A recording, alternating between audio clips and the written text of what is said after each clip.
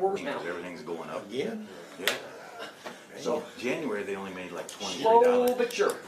Is this one of two, or are you just? Yeah. Oh, I You do the raised other it one. after that, though. Not did anytime 12. soon, not after this one. You raised it after January. Yeah. That's what my wife said. So whatever you made in January don't mean no, 'cause you Right. raised Everybody it was in there February. on it. Well, They said they used to spend $400 but for I meat, had now my it's up to morphine $800. couldn't. Meat. That first 2 days, I was ready to kill people. Oh, I know, I saw your post, so I felt for you. The owner of Breakfast Island, like to give it to Federal You can't- Reserve every other month. That They raised nurse- the rates. You can't That go to was there the the Ninth Street first Cafe, night? they're closed on Sunday now. She goes, I had her the last day I was there, and she goes, "You're not the same person I knew that I knew." Yes, I am, but I hate to tell you this, but You got extra parts in you now. and the orthopedic surgeon told me too. He said, "My hardest problem is going to be controlling your pain because you have that morphine pump You implanted." good on, we're going to make a copy of the. It is. So, but you got They the. gave me a prescription No, I for don't know, right? 360. I'll help you out. Whenever I had my Need you right there? down. All right, we're live streaming. There's your notes. Okay. Hold on, I gotta get, did I already give you your mileage? She has one Yeah. inside. It's on the back. Just flip it over, you go down. Oh, that's next one. There's your check. Here we go. All lines would have to be, it's over. Did I already give you your mileage? It's over. Okay. Yeah, you did. Did you sign it? Did you sign it? No, you didn't sign that. Give me that one.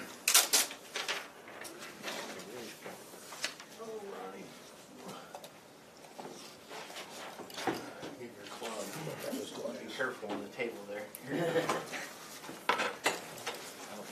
you sign it? That was like ceramic or something, yeah. You got your agenda? You got your notes?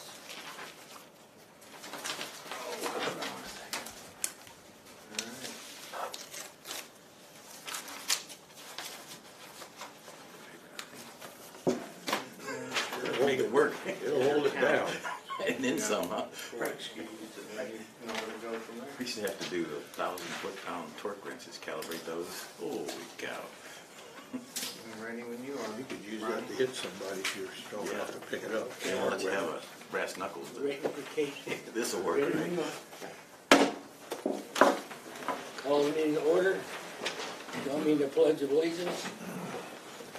Pledge allegiance. To the flag of the United States of America and to the republic for which it stands, one nation, under God, indivisible, with liberty and justice for all. Please silence your Phones if you have it. cell phone. Let us bow our heads, O sovereign ruler of the universe, who art the Lord of hosts and the God of peace. Without thee our efforts are vain. Continue thy blessings upon us, our families. We pray thee and guide us during our deliberations. We beseech thee, O God, to bless the dependents of our departed comrades and comfort all who gave our loved ones to our nation's cause. Bless, we ask thee, the children, families, and staff of our national home, and help to fulfill our duty toward them. Continue thy favor upon our order and help us to practice the spirit of true comradeship both in our councils and the world at large. Enable us to better the community in which we live through our devotion to duty as citizens. We'll now have a moment of silent prayer for our departed comrades and for those missing in action and those held as prisoners of war. These and all other necessary blessings we ask of thee, mighty ruler of the universe. Amen. Amen. Switched it up, okay? I'm sorry? Good, switched it up. Good. Have a roll call for quorum of officers and directors. President Ronnie Hicks. Present. I say that they're excused. First Vice President Earl Watts is excused. Second Vice President Mark Nelson. Here. Secretary Kate Broadhurst here. Treasurer Ken Morales. Here. Correspondent Secretary Larry Meisenheimer. Present.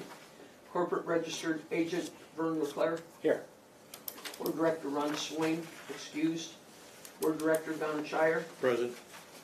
Board Director Mike Harbison, excused.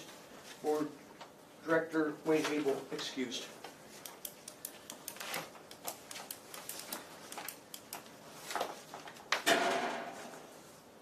Mr. President, I got 7 present and 4 excused, and then the VAC superintendent. This time is consideration and approval of April 5th, 2023 executive board meeting minutes. They're coming around right now. There's 2 pages, so keep 2 pages. Don't pass 1 page along unless you want to. That's it. That's both. Yeah, that's all. You're good. Nope, keep it. I'll keep it.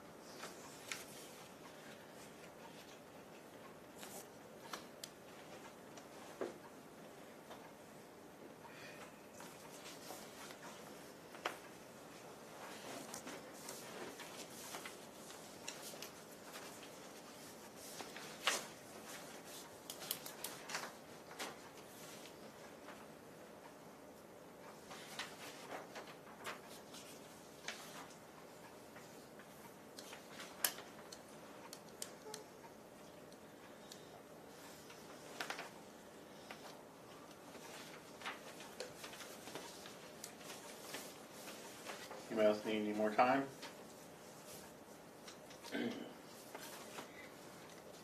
In accordance with Article 6, as 2 of the bylaws, there being 6 or more officers and directors attending, I declare that the quorum present and the meeting was lawfully and properly convened and competent to proceed to transact any further business.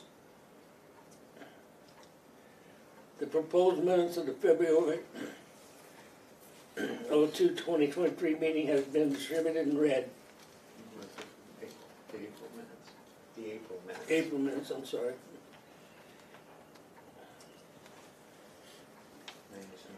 I call for a motion to approve and to file for future reference. I'll make a motion to approve minutes. I'll second. Mark.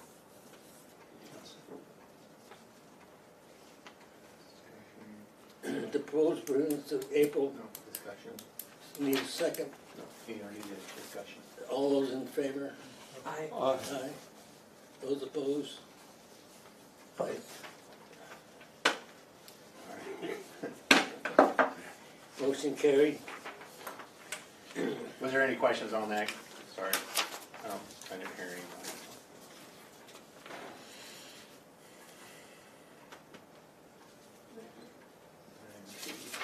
You have an agenda?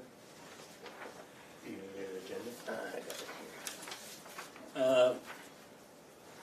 Consideration and approval of the financial report.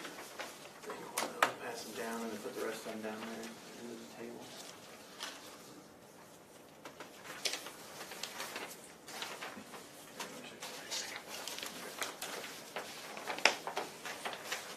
There you go. Easier to separate. All right, May. What's that? I don't need that yet. The May financial report coming around. April? Or, sorry. No, May. No, it's May. You almost had me confused. The April report, be approved in May. Oh, I'm used to seeing them online and not seeing them there, so. Yeah, they get posted after tonight once they're approved. Top part, administrative expenditures, you can read the categories. Their contractual services, $15,970. Dues and memberships, 15. Service contracts, $264.75. The contractual services was the software development that was approved a quarter ago almost, for a total of $16,249.75. Next below that is the financial assistance. Veterans assisted 10, total vouchers issued 31. Right below that is the townships from which the veterans came from for assistance.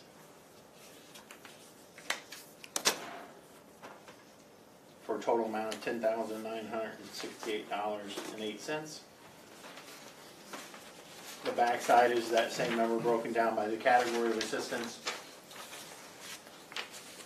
Electricity, $1,829.38.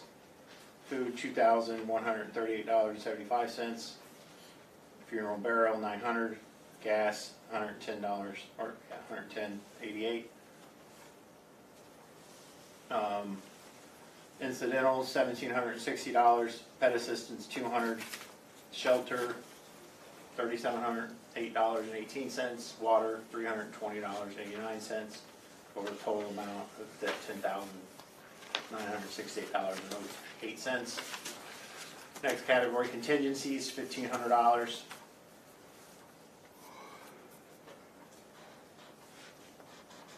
Total balances by financial account types, administrative, $249,711 remaining. Aid to vets, $102,919.81. Busey checking, $2,173.41. Busey checking, our other checking, $6,415.97. I'll just back up on one of these. So the burial, the funeral and burial cost, the $900, the state has been basically, well, so we've been covering those expenses for ever since I've been here in the long out of our budget, but there's a separate law that governs indigent burial in the state. And so that $900 that is allocated is actually less than what somebody may get from Social Security. So somebody may actually get more money but from the Social Security Administration than what is actually allocated under the statute for indigent burial assistance. That $900 has always been misplaced, and it always has come out of our budget. And then we were paying that without an issue. But this last budget year, when we were trying to keep our tax levy low, we pushed that law back out to the county. We showed them the Illinois compiled statute to where they're the ones who are responsible for the payment of the $900 for indigent burial. And then I think they got back with me. They reviewed it for like 2 or 3 months, and then they finally got back with me. So now we're in the process of, we will still help them by screening that, because that part of the process is also on the county, to screen indigent veterans for this burial. And not only, the law has not been fully implemented ever since I've known it. We've let everybody in the state of Illinois, from the AG's office, the legislators know. It's wrongly placed on various websites across the state, such as the Illinois AG's office refers back to the Veterans Assistance Commissions for veterans to apply for this benefit. That is not correct. They need to go to their county. It strictly states in there that the county shall perform this function. But we always performed it because when that veteran passes away, absent of them coming in to apply for this benefit, we might not have never seen that indigent veteran. Therefore, we might not have been able to identify that surviving spouse. It's my opinion that the county is ill-equipped to do these screenings because they don't know all of the stuff that goes on in veterans. But the law says that, I don't have it in front of me, like I said, it also says that the county is responsible for the parents, I believe it's the parents and kids of veterans too. So if you guys know any of these veterans out there that are indigent and their families are indigent, the county's on the hook for paying these bills. So I didn't write the law, but it's been out there and it's been the longest time. But I think they've gotten quite a break for quite a while. They sure have. They should be pretty appreciative for the break that they've already received and going forward. And the right thing to do. Yep. And it takes the administrative burden off of us if we really wanted to push it onto them to say, hey, you guys are not only have to pay this bill, but you need to screen these people. You know, and then they would have to come up with a whole new, I don't even know where they would do it out of. I don't know what department they would do it out of. I imagine it may come out of Madison County Community Development, but once again, they don't have the, I think, knowledge to screen these indigent veterans. The other issue with that, and the reason why I'm spending so much time on this, is it's always been a problem, and I've communicated and I rolled up stuff to the state multiple times. By the time this veteran that's indigent gets to us, they've already, the coroner has already showed up. The process has already been initiated for, I guess, the coroner to then get with the family, and the family gets with the funeral home, right? And then the body's transported to whatever funeral home they're going to, choose to use. And then by that time, the funeral homes have already begun the process of selling the family a funeral. Okay? And these are indigent veterans that are applying for this $900. So they didn't have any money to pay for the burial portion, let alone be sold a funeral, a showing, all of that. They charge them for extra copies of the death certificates and all this stuff. and then there's $500 fees for all this different, it's just ridiculous. That's agree. And by the time they come up to me, I beat them back so much that I have a fear that the funeral homes and directors of them don't send these indigent veterans up to us because they know they're only going to get $900, which is barely enough to cover the cost of cremation. If I talk to these funeral directors, I know they're like, $900 isn't even. It's not even. The funeral directors are actually losing money, right? So. But they're private people, so no one can force them to send the veterans up because it's a private entity. Once they get that family, if the family is not aware, then that family could be out. What's an average funeral cost? I think an average is $10,000 to $15,000, right? At least it can be. And then these people they're in that category for financial assistance because they couldn't pay their bills before the person died. And then they go to a funeral home and now they got a $6,000, $7,000, $8,000 bill and they couldn't pay their electric, their food, their rent, and all that stuff the month prior. So the system is broke. I've raised the flags all I could, but I'm not the one to fix it because it's a piece of legislation that the legislature is responsible to fix.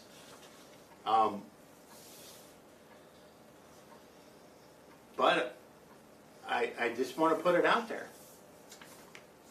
If you guys know moms, dads, I think it's children, of indigent veterans, they get that $900 too. We're going to apply for that $900, right? Hold on, just let me finish up. I have this conversation because burial is one of the primary services that we focus on.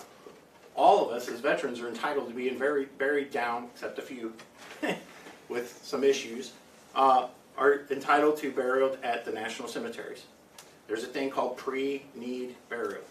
We fill out a form for the veteran. It says the veteran is going to be buried at the national cemetery. It doesn't reserve you a spot, kin, underneath the tree in the back of the cemetery. It just says that kin's going to show up one day, maybe at the national cemetery. Somebody's going to drop him off. Yeah. Yes, and the national cemetery uses those numbers to allocate space, right? To buy Pre-plan it. Yeah, so if they need to build bigger cemetery or whatnot. Every one of us, like, I often say that, and I'll shut up about this, but this is important because it's relevant right now. I often talk to the veterans, and if people don't come and visit us when we're alive, they're probably not going to come and visit us when we're dead. I mean, right? And every one of us get 15 minutes down at the National Cemetery. Has anybody been down to one lately? Especially during COVID, it was like a drive-by. Yeah. It was, and if you miss your 15-minute time slot, you go back to the end. So, some people may want to pay for a funeral. That's their own prerogative. It's these indigent veterans that we're worried about because, and even then, they're stuck with the $500. They're stuck with the $5,000 bill. That's a private contract that family, their kid, their son, their daughter, their loved one engaged with that private funeral home. And as a government entity, I'm not stepping in between that contractual relationship. That would require a change of the law. But any questions about that? We have to come to you to fill out the forms of the relatives. Yeah, but like I said, if it gets to the point, if people read the law and follow the law, there could be a lot of these applications because you're talking about maybe doing moms and dads and kids. Grandbabies, everything. Yep. Yeah. So it could quickly exceed our ability to screen these people. And then that's where we could go back to the county and say, hey, you need to come up with a different program. Huh? Yes, Different figure way. it out. Not for us to figure out. So if they go ahead and plan the funeral prior to them being brought here, say I want to do it the cheapest way, I'm going to do a cremation. So they plan it, they don't do anything but the cremation, we're going to have a gravesite visitation, nothing else. And if it's still over that, all the funeral director is supposed to get is the $900. $900. Or, And they're gonna eat the difference of whatever it costs to cremate that person. thank you. So it's, if it's already a done deal, Yep. it's, So like, I mean, I get asked all the time, I don't know where I'm gonna die. But my place is, a lot of people don't know this, we get a lot of people that go down to Florida during the winter and pass away down there, but their residence is here in Illinois. And then the federal government doesn't pay for that transportation cost for that body to be brought back to Illinois. They're gonna bury him in the nearest national cemetery where they fell. If the family wants the veteran brought back up here, they gotta incur a transportation cost to have that veteran brought back up here. So, yes, cremation is probably the cheapest. I'm not on the funeral director side, but that's what I see. But the $900 is still not enough to cover. If Social Security is paying more to bury a regular person that's a non-veteran, why is there a discrepancy in that $900? And all the other state agencies that keep referring them back to us, they need to step up to the plate and screen these veterans themselves. Then if the state of Illinois is pushing down that mandate or listing it on their websites, they need to take charge and do that themselves. Figure it out. I just get sick and tired of seeing people stuck with $5,000 bills that they've already signed a contract with a private vendor with. And funeral homes aren't really regulated either, you know? Yeah, and they're not going to call them. They're not going to call us and say, "Hey, we got an indigent burial. Can you send us the $900, or I might be able to get this person for $5,000." I mean, I'll be darned. They don't answer, yeah. right? Yeah. And the posts that are doing the ceremonies and all that, you guys do a phenomenal job, but they're hurting too. They don't have people to volunteer for those things. We've got 4. Yeah. Tomorrow, Friday, Saturday, and Monday. Wow. Yes, and that's in addition to the other stuff, because you guys came and did, the VFW came and did the Workers' Memorial just this last weekend at Gordonmore Park for all the people who died in workers. So you guys ain't just doing funerals, you guys are doing all these other events you're called upon to do. So, you know, if we really added in the total cost of these things, it would be well above $900. Easily. So, but that doesn't prevent me, right? If the veteran comes in, where we usually can help them out is, you know, because if they can't afford the funeral, then that means they can't afford their electric, and so we can. Those are the other categories we might be able to soften the blow, but I don't think we should be softening the blow for the funeral homes. Right. And I'm just, for the record, I'm not opposed to funeral services and all of that. I'm just. They don't need to buy a new hearse off of one person, right? Or off of the back of an indigent veteran. Yes. well, the indigent veteran, it can't help, and then the mom and dad ain't that well off, and then they're stuck with more bills on top of everything Yeah. else too. Yes, and they get you in your time of grief, Right. Yeah. Good son, yeah. and they don't know. So, I'm sorry, that's something I wanted to bring up. I wanted to explain that. No, that's good. I think it's long overdue. Glad to hear that's moving forward, but also it sticks in my craw to think. I hear Mark say that they got 4 of them or whatever. That those people should be paid. I don't care if they're veterans doing it or not. I think $200 fee, whatever, maybe it doesn't cover the cost of them missing work or whatever they do, but they should be paid. And the indigent veteran, if it's $1,300 or $1,500 for a cremation or whatever, should all be paid and taken care of. We turn around, we take care of these illegals by 5 million coming over across our borders. We put them up in $400 motels, and yet we want to penny ante this, or we want to try to get enough people together from a Legion or a VFW or whatever. It just infuriates me. Yeah. So, like I said, if you know an indigent family, not just an indigent veteran that can't afford their burial or their benefits, there's at least $900 available that they can apply for. So, that's in addition, like I said, you know, this is indigent burial.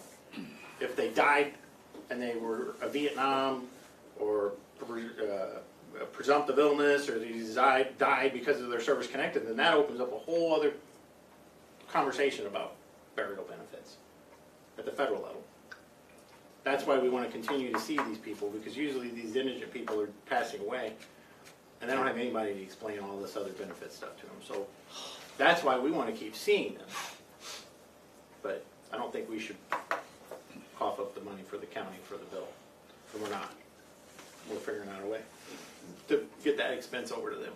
So Pass it on. Need a motion to approve the financial report? Make a motion to approve it. I'll second. All those in favor? Aye. there was one more thing. So contingencies, $1,500, right? So the counties flip-flop back and forth on, they wanted the numbers to be reconciled, or what we call reconciled, on a monthly basis, right? And then, you know, the next month, or the next county couple board meetings, then they changed it back and they wanted the money to be all pulled from the contingencies to fill in any deficits in a particular line item. Our credit card is attached to the county. The county has a credit limit, and whenever you go to try to use the money or the credit card, there's no more money left on it. So your transactions are decline, resulting in fees and everything. So I've always griped about this too. So what we did started last summer is we started to request the money and make sure that bill gets paid, and that's the $1,500, right? Or whatever it may be that covers X amount of months, so we don't have to. Because what was happening is all the credit card statements come into the county from the bank. They sit down there at whoever received them at the county level, and then they went to the mail room, and then they may have sat down there, and by the time they got to the departments, particularly ours, because that's the one I'm worried about, it was past the due date.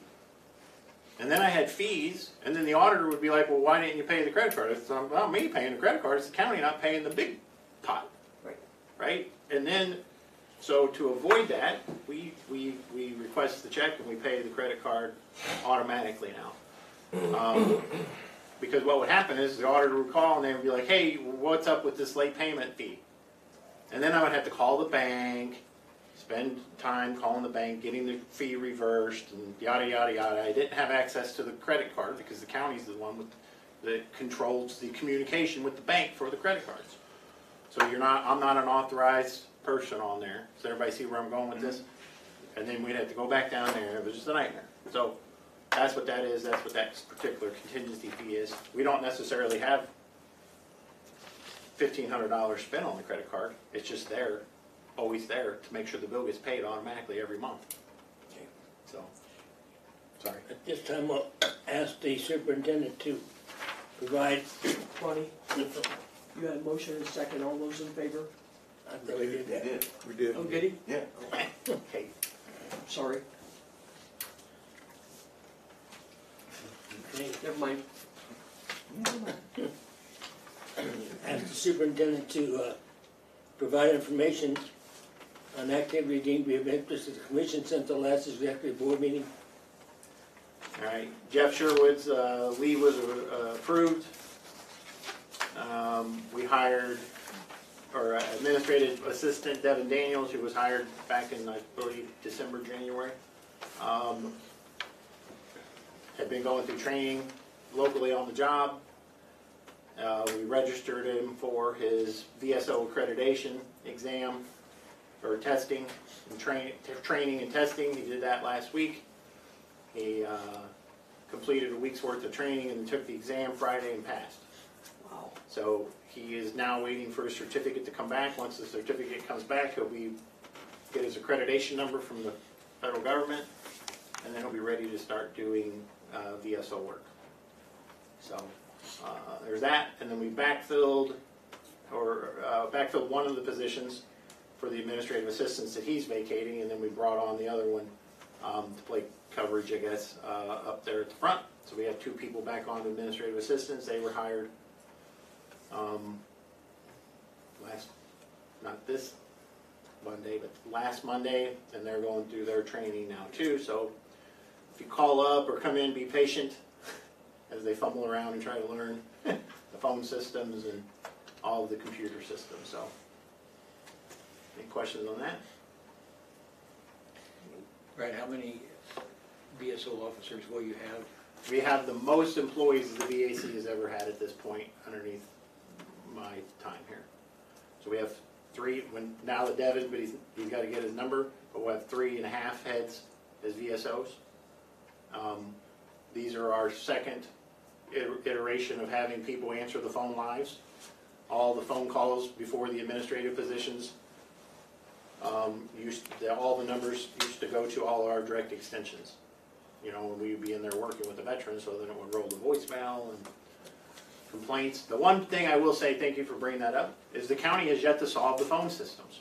So every time somebody calls out from one of our offices, whether it be my extension, I call somebody, I call Vern's cell phone right now, it doesn't ring, it doesn't show the extension that I called from.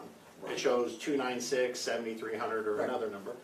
Everybody uses cell phones now, so they just hit the redial button on that, and then the county's phone system just sits there and rings and rings and rings and rings and rings. And then the veteran calls up, and they say, I've been calling for days, and no one ever picks up your phone. We have these new Cisco systems here. The old systems, before they put these Cisco phone systems in, you could transfer the calls and do different things. Now they're telling me they have this more sophisticated system and they can't make the extension that was called from show up on your caller ID. I don't know. But that's a thing that, I mean, and constantly we go back and forth with, you know, veterans having to tell them that. So, yeah.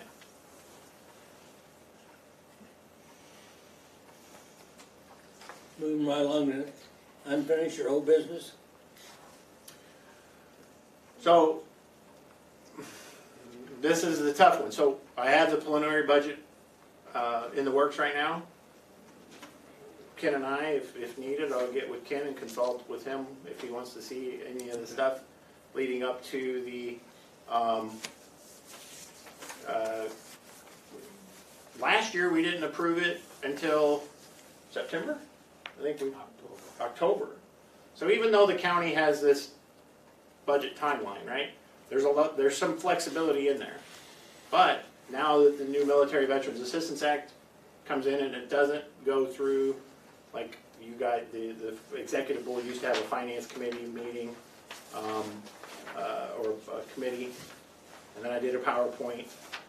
It was very lengthy. I think Ronnie, I think you were the only one in the room that maybe had been on that. And we went through that, so that's where we're at now, right? This is what we're talking about with the review of that. You guys are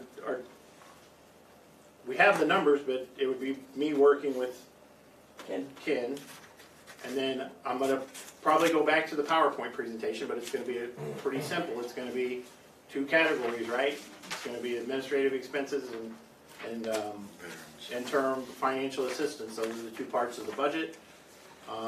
I will work with Ken, and then we'll present it to the full commission. We're putting a June dead time, or but we got other stuff that's going to happen during June. So even if we miss that, the next one would be June, July, and August, and that would still give us time if we needed to. We didn't have a quorum, or there was some discussion, or we needed to adjust some numbers. We still have that kind of buffer. But we have to have it done before it goes to the county board, and they approve the overall county budget. That's when we have to have it done.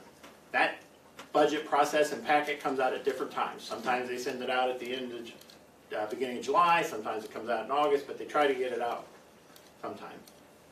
But it's not anything complicated as far as like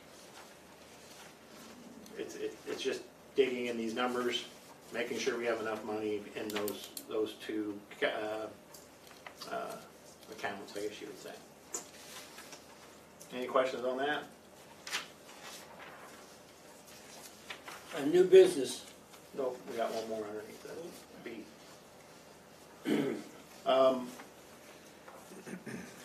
The Military Veterans Assistance Act, everybody knows that passed. A lot of things, there's a lot of movement across the state. Everybody's trying to digest it,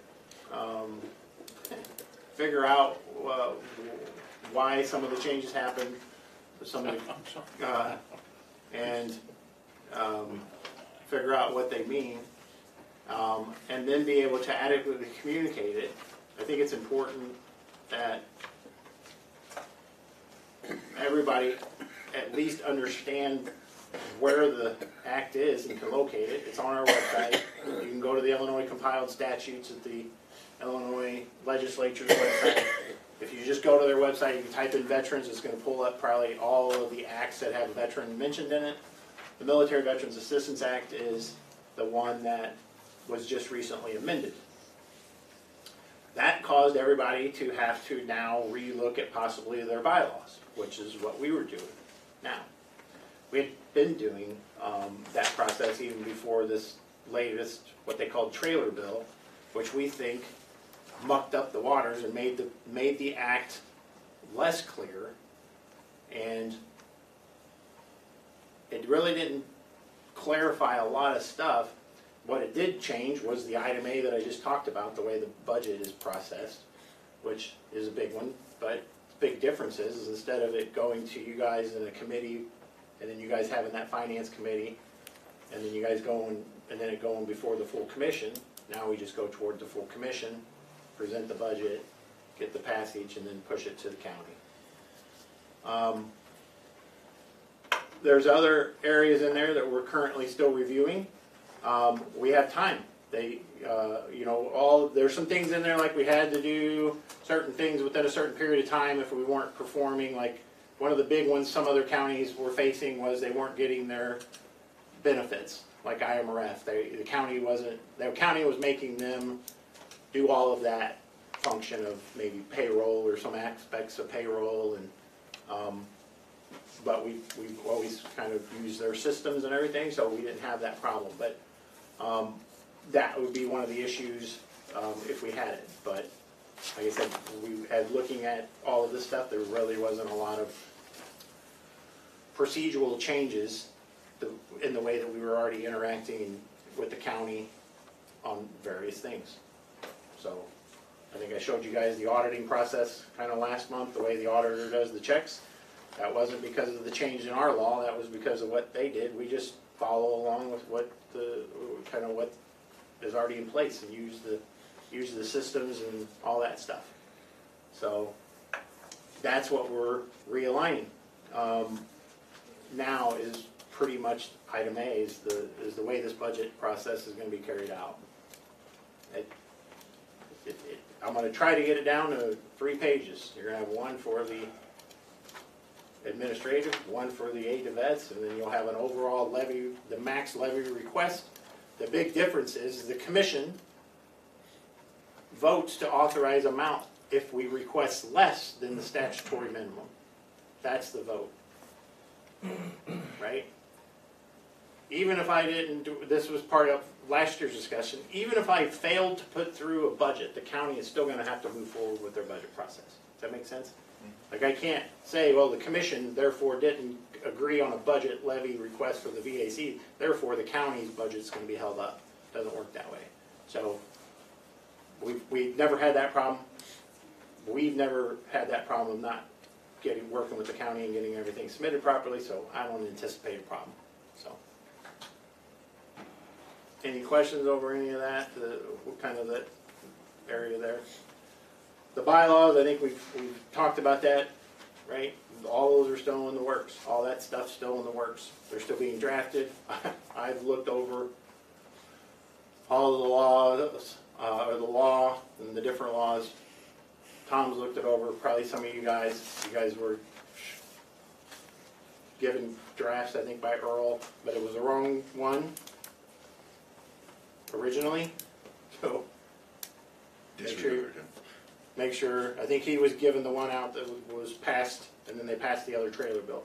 So if you were given the paper copy, make sure you have the correct version, or the correct current one. That would be on our website. You can go there and get it, or you can go get it off the Illinois Legislature's website. The Public Act is there if you want to look it up directly. So I think, Mark, you had a older copy last month, right? And I got off the website. Okay. Not up to date either, right? So, Yeah, and so the legislature, you might go there and you might see 3 or 4 different versions of something until it's reconciled, and then they come up with the final published act without all of the crossouts or blackouts and changes that were reconciled between the House bill and the Senate bill. Any other questions? No other questions, new business. Does anyone like to be recognized for the purpose of any matter that they want the executive board to address? Issues pertaining to personal matters, religion, or partisan politics will not be tolerated. Anybody got anything they'd like? I don't know if this would be considered, but board members' health. I know Kate just had the knee replacement. The what? Your knee replacement. Ah, thank you. Like to comment on that? You're recuperating okay? Or? Yeah, doing a lot better. Almost to the point where it feels better now than it did before the surgery, so. Good.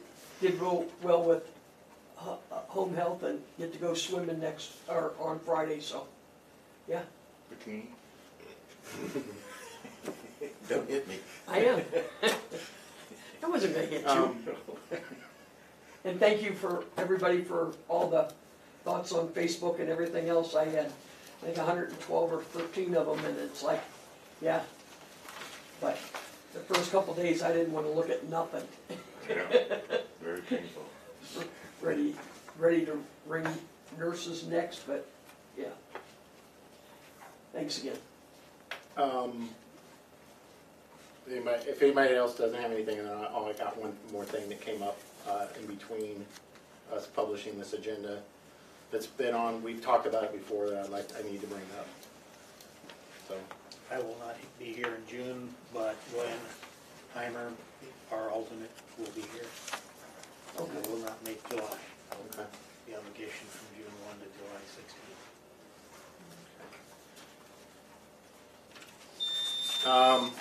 So, 2009 and 10, we started the DAV van transportation program.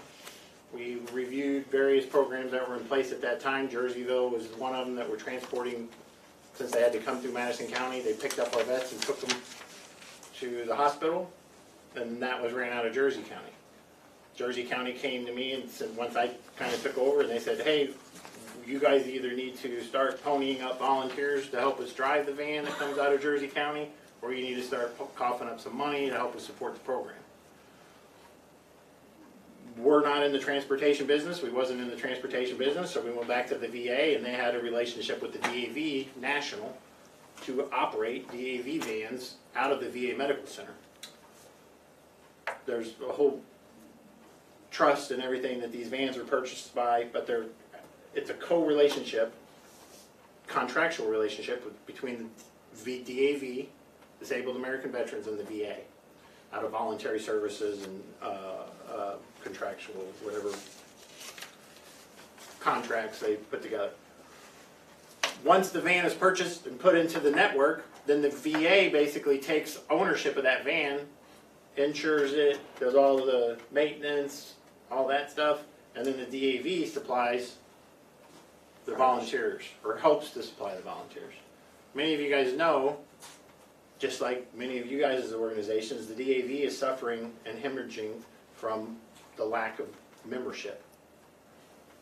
That car, or those vans, I mean, those volunteer drivers are, once somebody raises their hand and says they want to be volunteer, they're shipped down to the VA. The VA then puts them on a list to have a physical done. The VA pays for the physical, and then if the veteran makes it out of the physical phase, then they go through driver's training and all that, and they're entered into the program, and then they become volunteer drivers. A lot of the people who did that were retirees. You know, a lot of people can't give up, because when you take somebody down, you're talking all-day affair. And we had a coordinator, Dennis Hartman, He was one of the very first ones that came on when we put this program together. And then he quickly became the coordinator, and he was the coordinator since 2010. I believe 2010. He wrote me a letter. He just resigned. The reason why I'm bringing this up, I bring it up again, because this network is falling apart. Even if we pump people through the volunteers on the physical list to get their physical done so they can drive or be cleared to drive, they're on the lowest priority list. So that means all the doctors, all the staff at the VA that's getting hired, they all get their physicals and background checks and stuff done before the volunteers. That makes sense? Yep. And even they get to the end of the thing, and then they notice that the veteran volunteer may have a medical condition, and then they're disqualified because they can't drive. So we've always teetered on having 5, 6, and now we're back down. Dennis, I think he was saying 2 now. Him retiring, he's moving. We're going to lose the coordinator. And mind you, these are all unpaid volunteer positions. So we need to come up with a remedy on how to maybe support the DAV. I'm meeting with Dennis. His last day is going to be the 23rd. He's filling out, or he's finalizing all of the ones that he had in the hopper, so those veterans are not left without a ride. The other 2 volunteers are driving on sporadic days. So I just want to warn you that if you're at your post or something and they say the DAV van, you know, why aren't they picking us up, and you know what's up, that's not us. We have no control over that. And it will sit out there until the VA comes up with a solution. We've worked with them in the past to do volunteer events, try to engage the community to get more volunteers, but it is really a labor of love.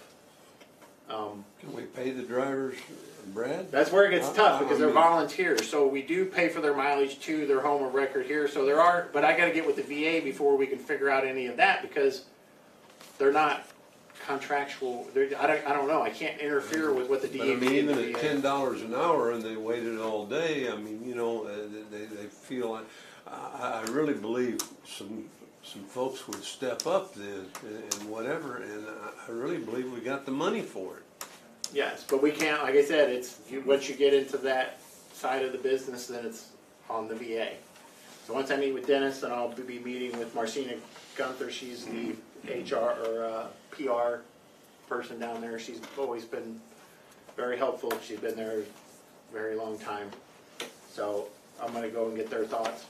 Because while they control these vehicles, they can place them in different routes that are more efficient, right? And that's where we're at. So I'm just giving you guys that out there. We need to help the DAV, because they're the ones that have their brand on it, right? And we all know, Mark with the funeral honors, now we got this. You're right, Larry, I hear your thing. We will kind of address, maybe see what other communities are doing, but we do not, as the VAC, want to become a transportation county. We've seen other models, and it's just too much liability, too much insurance, too much maintenance, and pretty, I mean, and there are other programs, like through Madison County Transit, Right. to fill the need. So all is not lost. I'm just letting you guys know.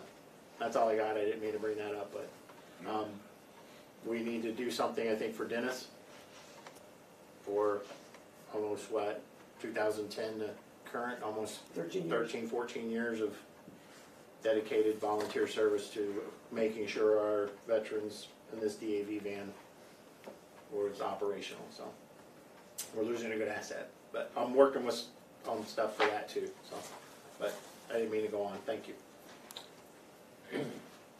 At this time, we have the Open Meetings Act, the opportunity for a public address. Yes, sir.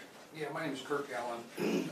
In regards to the county's obligations, I would encourage you to take a look at 55 ILCS 5/27001.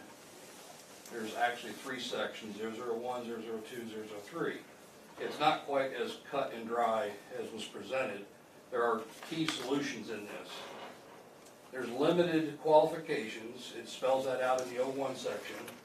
I'm But sorry. it also says, What was the- this division shall not apply to such mothers, fathers, husbands, wives, widows, or widowers if they were recipients of public assistance at the time of death. That's one key element. But the important part in the burial side of things, funeral homes are regulated through the Illinois Department of Professional Regulations. There's a difference between a burial and a funeral. And the $900 references in the statute is regarding burial, but it says in case relatives of the deceased who are unable, hang on a second, unable to bear the expense and desire to conduct the funeral, they may be allowed to do so, and the expense therefore shall be paid hereinafter as provided. Section 3 outlines, and this is important, especially what this gentleman in front of me just said, about what we should be doing for these veterans. Expenses paid by county. The expenses of such burial and headstones shall be made by the county in which such veteran or his or her mother, father, husband, wife, widow, or widower, minor children resident at the time of such death, and the county board in such counties under township organizations, blah, blah, blah, blah, blah. The bottom line is, Section 3 outlines the county's obligated to pay for it. The $900 is a separate, distinct thing from the actual costs involved in that. So there is a provision there, and when you go to the Department of Health and Family Services, there's about 9 criteria that qualify for the state picking it up, not just the county. And those are all different programs that if they even weren't on the program, but they qualified for any of those state programs, the state has to pick it up. And there's PDF documents that outline how all that happens. So it's not quite as you presented, so I urge everybody to read that. Thank you, that's all I have. Wait. For the minutes, Yes, sir. could you give us that site so that Kate, our Yeah, I was trying to get whether Yeah, you were it talking just about burial. repeat it, and so, Yes, Kate, yes, you sir. write it down so that exactly the way he said it. It's- I wanna make sure it Look gets at in me, our please. Yeah, I'll tell you what, I can do this. it's on our website too. No, This one but right for here, him, 55 ILCS. from what he says, Yeah, that's what I was trying to get you, if you were talking about burial. I wanna hear, I wanna make sure his site gets on the record. Yeah, that's Cause that sounded, that's worth looking into. There's some great information, especially in Section 3, that the county's obligated to do that. And then the Department of Health and Family Services has a whole other section that the state has to pick up those burials. Yes. And that's an important point. The $900 is just a fee for burial. It has nothing to do with the whole expense of putting them in the ground. Well,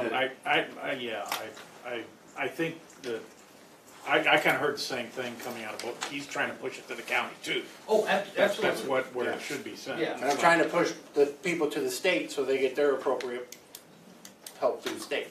But, And the federal government through Make sure the they Social get Security Administration, so. thank you. Thank you. I have a question. If it's supposed to be the county's responsibility and we're paying $900, is the county gonna reimburse our budget? We're not, we gave them the number of what that would be if we went back, but Oh. we're not, we're only going back to the fiscal year that, Okay. since I've made them aware. Okay. Yep. Like I said, It'd be nice, but. we're gonna still continue rolling with all these things. Yeah. And it's the right thing to do. Right. But, like I said, I don't work for the state, so I'm not gonna sit there and interpret how the state gets involved and Yeah. who they go see at the state for Right. all these, that, we're not the administrator of this act, that Right. was, Kurt, is that your name? Kirk. Kirk, we're not the administrator of this act. The VAC is not mentioned in this act. I'm John Kraft. After the last meeting in here, I was under the impression that you guys are going to have a copy of the old bylaws and a copy of the MVAA in front of you and go over to look and see how you're going to change the bylaws. But obviously that's not going to happen. What I did is I took the bylaws from Will County that they just passed and changed a few things that they're going to change. And I put them in here and I marked it as draft on every page. And I'm hoping you guys would look at these. I don't know how you guys, how do you plan on presenting amended bylaw suggestions at the next month's meeting? You have a committee for Well, this. if Tom can address some of that stuff. So here's the draft if you want to look at it, or you can throw it away if you don't want to look at it. But I would urge you to compare this to anything you're given, and also compare it all to the Military Veterans Assistance Act and your current bylaws, and I think you'll find things that change rather drastically with the passage of the new act. Thank you. And yeah, I would be interested in how you're going to, or who's on the bylaw committee, and who's going to present something to the board next month to have a review so it can come up for a vote the following month. I mean, I don't think anybody knows that, because the last month I had to review the video, but I'm pretty sure the plan was to give everybody the old bylaws at this meeting, a copy of the new amended act, and then discuss, or have them take it back and discuss what changes they need to make. And on a different subject, when I'm wrong, I'll admit I'm wrong. I was wrong at the last full commission meeting, but I will also say that you guys are wrong at the last full commission meeting. The change in the MVAA where it says that delegates and alternates shall start the term of office with full voting rights.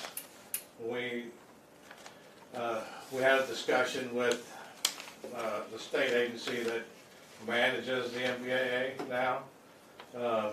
They indicated they would put out a written opinion or letter on the subject that would indicate that the delegate and alternate can vote, but only one of the two that happens to be at the meeting can vote.